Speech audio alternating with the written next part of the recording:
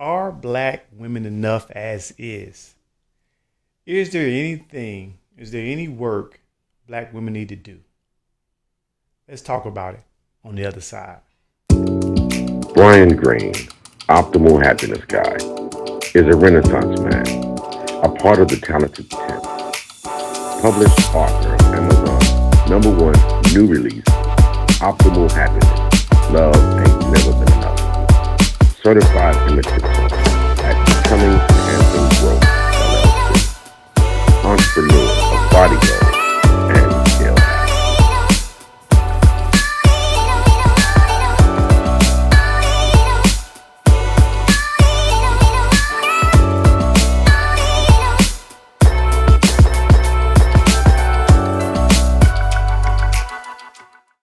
Welcome, YouTube. Welcome. Thanks for joining today. Another episode of Optimal Happiness Guy. This episode should be pretty short and sweet. All right. The topic for today is the work black women should be doing to garner a husband. All right. The work black women should be doing to garner a husband. So to start, what do we work for in life? We work for things that are important to us. Things we find a ton of value in or some value in, things that we think can help us, benefit us, things that we're passionate about. These are things that we tend to work for in life, right? So take those things that we understand that we do work for, and let's think about the things that black women work for. Some things that came to my mind was education, degrees. We all know that black women are outpacing men as far as education, bachelor's degrees, master's degrees, PhDs, postdocs, so forth and so on. Black women are putting the work in to obtain these degrees. They also put the work in to climb the corporate ladder. Supervisor, manager, executive, vice president, president, partner, etc. Women have no problem dedicating themselves to their career path. Entrepreneur endeavors, nail tech, lash tech, wig tech, face beater, business owner, what have you, nonprofits, entrepreneur endeavors. Women work for these. And black women, they also work for their children. Make sure their children are straight, have the things that they need, and are kind of on the right path. Just to name a few things that black women work for, right?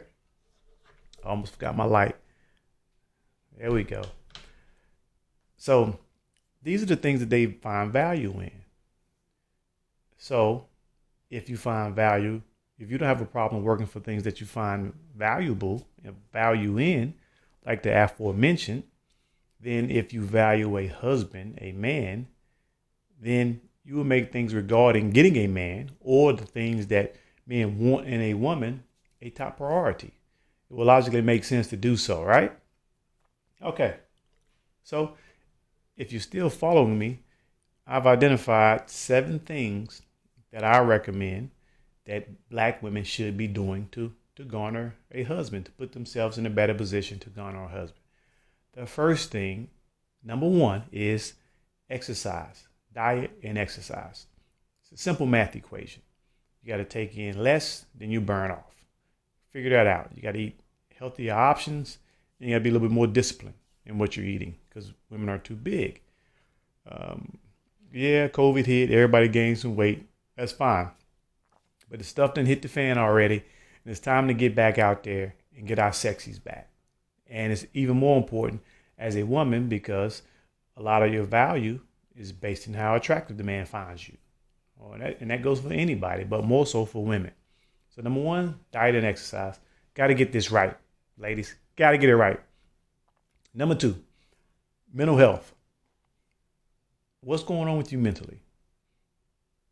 It's something that you got to figure out. And a lot of people are not aware of these things. So you need to see a mental health therapist. And then you also need to get some therapy to help you heal from your life's traumas. I've had a lot of conversations about women saying, this happened to me, this happened. I'm a victim of this, I'm a victim of that. And we all are a victim of something, all right?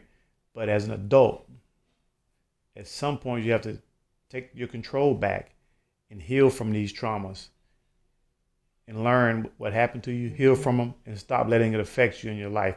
You can't just keep saying, well, this happened, this happened, this happened. At some point, you have to take control and not be a victim of whatever happened to you. So mental health, therapy. The third thing, take a femininity course, ladies. I've recommended this to a few women. They've actually done it, and they come back and say, oh my gosh, that was such a great idea. A lot of women think they're feminine, but they're not. And they don't realize they're not feminine until they take a femininity course and get around women that have been practicing femininity and that have been groomed to be feminine. They have groomed to be kept women and things of this nature. So take a femininity course, read some books, and just learn what it means to actually be feminine. A lot of women miss the boat on this because a lot of women were raised by single moms. And when you're a single mom, you have to do more of the masculine roles a lot of times. So that can make you less feminine than what you would like to be, or your counterparts that grew up in a two-parent home where mom and dad was there. So they can bask in their femininity and not have to dig into their masculine bag. But it's enough about that for now. Femininity course. All right. The fourth thing I recommend, learn black men. Learn men. Whatever kind of man you want. But it'll help you to learn black men, and it'll help you learn men in general. What are we about? What do we like? What don't we like? What do we want in a woman? A lot of women don't know the answers to these things outside of sexually. They learn what we like sexually, some of them, a good deal of them. But outside of the bedroom, what do men want? What do black men want? You have to study this and you have to learn these things. All right. The fifth thing that I recommend is you master your look. This means we all have different body compositions, facial features, etc. So based on how you built and how you look, you have to figure out what's your best look. You have to learn to accent your best features. You have to learn to hide your areas of improvement in your style of dress and how you fancy yourself up, right? So you have to master your look, all right? I talked about this in another one of my videos about outfits that are not flattering. You have to become aware of these things. Master your look, hairstyle, nails, makeup if you're going to wear it. Don't overdo it, though, with the makeup. Style of dress, shirt, pants, dresses, underwear, shoes. All of this, you got to figure out and learn how to master your look. Number 6, gather more awareness and humility. Awareness and humility. All right, you got to figure out how to gather these things. And awareness is a very attractive thing in life, along with humility. It's nothing like a humble woman with humility that understands who she is, where she is, and just doesn't have an inflated sense of who she is. Like, this is very important and something that's appealing to men, that draws us, that attracts men. All right. So just figure some of that out. Awareness and humility. And number 7, I highly recommend getting a dating/relationship coach. There's a lot of socially awkward women out here that don't know they're socially awkward. They think they're perfectly normal, and it's just not the case. And it's hurting you. It's a detriment in your life, and you don't realize it. All right. A relationship coach, a dating coach can help you tremendously. All right. So these are 7 tips that I recommend women do to help them garner a husband. All right.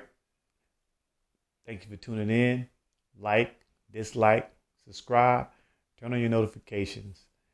And until next time, ladies and gentlemen, to all my lions and lioness, keep putting in that work, keep striving, keep working to do better each day. Optimal Happiness Guy. I'm out. Brian Green, Optimal Happiness Guy, is a Renaissance man, a part of the Talented 10, published author of Amazon's #1 new release, Optimal Happiness, Love Ain't Never Been Enough, certified image consultant at Becoming Handsome